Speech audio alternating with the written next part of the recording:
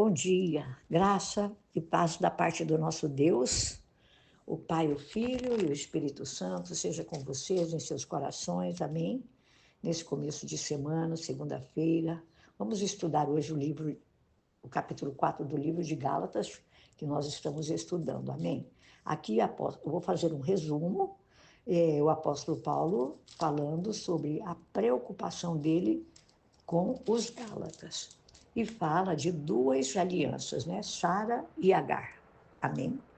E aqui eu quero ler para vocês, para que dê um bom entendimento. Ele fala assim, olha, no capítulo 4. Digo, porém, que enquanto o herdeiro é menor de idade, né? Que ainda é criança, é pequeno, né?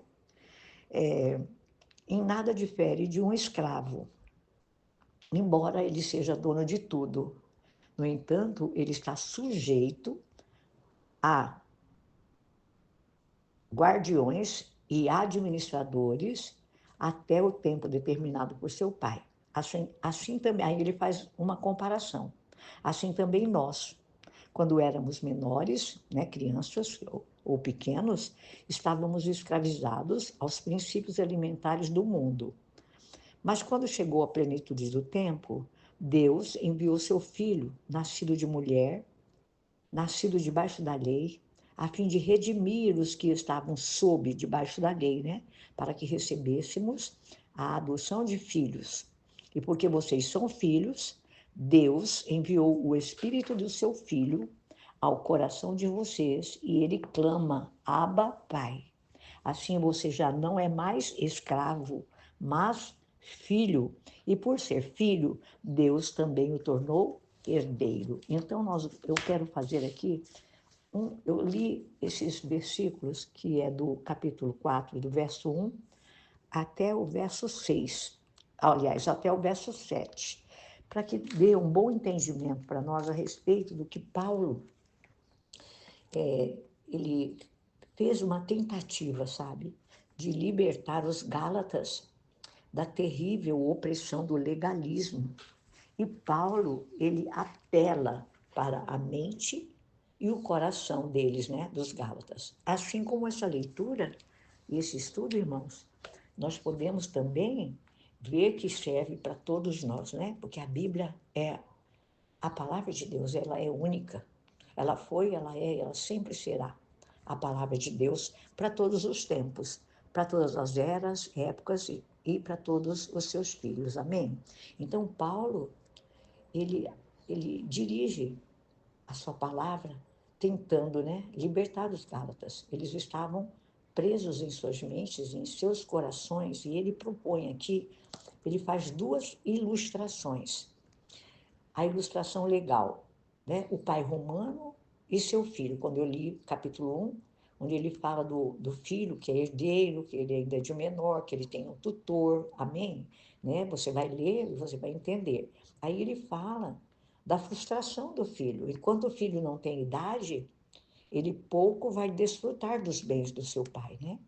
Mas que quando ele se torna mais velho, o filho já pode desfrutar de todo o patrimônio do seu pai, é o que ele está dizendo aqui. E aí ele fala do pai redentor e dos filhos desse pai. E ele faz também uma ilustração. Enquanto, né, debaixo da lei, eles pouco podem desfrutar da herança do pai. Mas quando eles ganham uma liberdade ao amadurecer por causa da morte de Jesus Cristo. Porque essa ilustração dessas duas alianças, Paulo ele está fazendo uma ilustração a respeito da nossa vida anterior, antes de Cristo, amém? E ele fala dessa liberdade, que quando, ao amadurecer, por causa da morte de Cristo, né, nós, os filhos, podem desfrutar de toda a herança do Pai, porque Deus nos fez herdeiros e co-herdeiros com Jesus Cristo. Aí nós vamos ver aqui uma ilustração do Antigo Testamento, onde Paulo ele usa o exemplo de Agar e Sara, duas mulheres do Antigo Testamento, para ilustrar a lei de Moisés e a graça de Deus, né? Agar, ela tipifica, tipifica desculpem, tipifica, é uma tipologia, né, da lei. Ela tipifica, ela é a época da escravidão. Ela fala assim que ela era uma escrava, né? E o seu casamento com Abraão foi induzido pela carne. A própria Sara, né, induziu Abraão a tomar Agar como esposa e gerar com ela um filho. Então, o filho de Agar com Abraão é Ismael, que nasceu naturalmente, né? E esse filho perseguiu o segundo filho de Abraão, Isaque, né? E o seu filho, ele não foi considerado filho de Agar, herdeiro legal de Abraão. E aqui, tipificando, ele corresponde à atual Jerusalém. E Sara, ela tipifica, ela é a tipologia da graça. Ela era uma mulher livre, o seu casamento com Abraão foi espiritualmente induzido, o seu filho Isaque nasceu sobrenaturalmente, porque Sara era estéril e Deus havia feito uma promessa a Abraão e Sara, né? Que ele seria pai de muitas nações, mas eles não tinham filho. E o filho de Sara, ele foi perseguido por Ismael. E o filho de Sara, ele foi considerado herdeiro legal de Abraão. Então, Sara representa, amados, a nova aliança. Ela corresponde a Jerusalém terrena. E Paulo dirige, então, uma palavra ao coração dos Gálatas. Ele repreende os Gálatas, falando assim, novamente, Paulo os condena por voltar ao legalismo. Eles que já haviam recebido a graça, agora tinham voltado ao legalismo. E Paulo relembra o fato de que, certa vez, eles foram amigos. E Paulo deseja saber agora se eles são os seus inimigos. Tudo dentro desse capítulo 4. E Paulo fala para eles novamente, né, que ele sofreu dores de parto até que Cristo estivesse, né, completamente formado neles. Então, amados, nós vamos ver aqui Paulo falando a respeito, né, de duas alianças, do verso 24 ao 31, que eu quero também ler para vocês. Ele fala assim, isto, falando sobre Sara e Agar, essas duas alianças, ele fala assim, isto é usado aqui como uma ilustração. Estas mulheres representam duas alianças. Uma aliança procede do Monte Sinai e gera filhos para a escravidão, que era Agar, amados. Agar representa o Monte Sinai, na Arábia, e corresponde à atual cidade de Jerusalém, que está escravizada com os seus filhos. Mas a Jerusalém do Alto é livre e é a nossa mãe, pois está escrito, regozije-se, ó estéril, você que nunca teve um filho, grite de alegria, você que nunca esteve em trabalhos de parto, porque mais são os filhos da mulher abandonada do que os daquela que tem marido. Vocês, irmãos, são filhos da promessa, como Isaque. Naquele tempo, o filho nascido de modo natural perseguia o filho nascido segundo o Espírito. O mesmo acontece agora. Mas o que diz as Escrituras? Mande embora a escrava e o seu filho, porque o filho da escrava jamais será herdeiro com o filho da livre. Portanto, irmãos, nós somos filhos da... Portanto, irmãos, não somos filhos da escrava, mas da livre. Amém?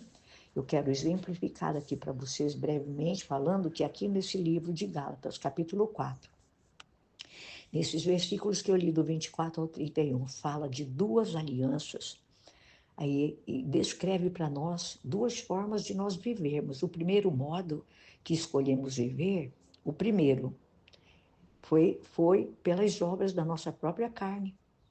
Então, nós cuidamos de nós mesmos, fizemos planos a nosso bel prazer, nos esforçamos para fazer com que as coisas acontecessem do nosso jeito, no nosso tempo.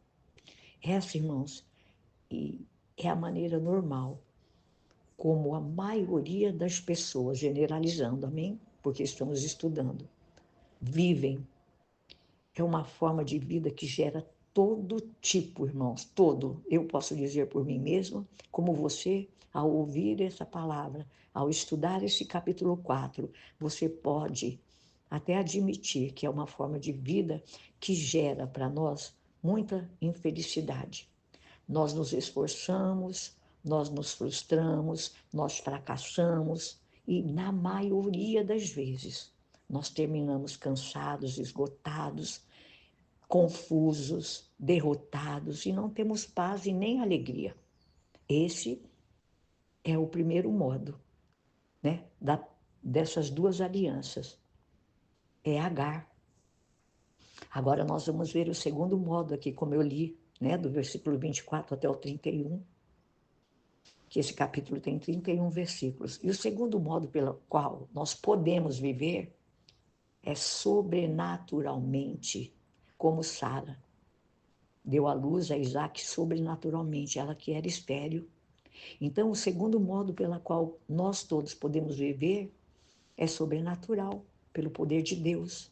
Nós agora vivemos por fé, confiamos em Deus, porque nós sabemos que Deus fará tudo o que precisa ser feito para mim e para você nas nossas vidas. Este é o modo descrito aqui na Bíblia, como um novo e vivo caminho, conforme está em Hebreus. Esse novo caminho, amados, ele produz paz, alegria, tranquilidade para nós. É esse resumo que eu quero deixar hoje para vocês, em nome de Jesus. E vamos pedir, amados, eu oro em nome de Jesus Cristo, por cada um de vocês que estão comigo neste canal do YouTube, estudando a palavra de Deus. Eu peço ao Senhor para que Ele nos ajude, de maneira geral, a andar e viver no Espírito Santo, a sermos guiados por Ele, em todas as circunstâncias, em todas as situações, para que todos nós não vivamos mais para a satisfação da nossa carne, dos nossos desejos carnais, mas que nós vivamos e vamos estar envolvidos, amados, sabe como? Na pessoa do amado Espírito Santo de Deus, e que cada um de nós possamos permitir que o Espírito Santo de Deus nos guie em todas as nossas decisões. Então, escute bem o que eu vou lhe dizer. Existem muitas coisas disponíveis, eu quero dizer, para guiar você e a mim. Eu quero dizer, exemplificando, pessoas, o diabo, sabe? A nossa carne, o nosso corpo, a nossa mente, as nossas vontades, as nossas emoções. E o Espírito Santo. Amém? E também no mundo, amados, nós podemos ouvir muitas vozes que nos falam várias coisas ao mesmo tempo. Mas é muito importante aprendermos a ser guiados pelo Espírito Santo e estarmos sendo sensíveis ao Espírito Santo, controlados, guiados por eles. Em nome de Jesus, amém? Ele é aquele que conhece toda a vontade de Deus e que foi e que continua sendo enviado por Deus para habitar em cada um de nós, para nos ajudar a ser tudo aquilo que Deus já planejou, já projetou que fôssemos, e a ter tudo, amados, o que Deus quer que nós tenhamos. Amém? Fique com esta palavra, em nome de Jesus Cristo. Deus abençoe o seu dia e a sua semana, em o nome de Jesus Cristo. Que a paz de Deus, que excede todo entendimento, amado, seja o árbitro nos nossos corações. Em nome de Jesus.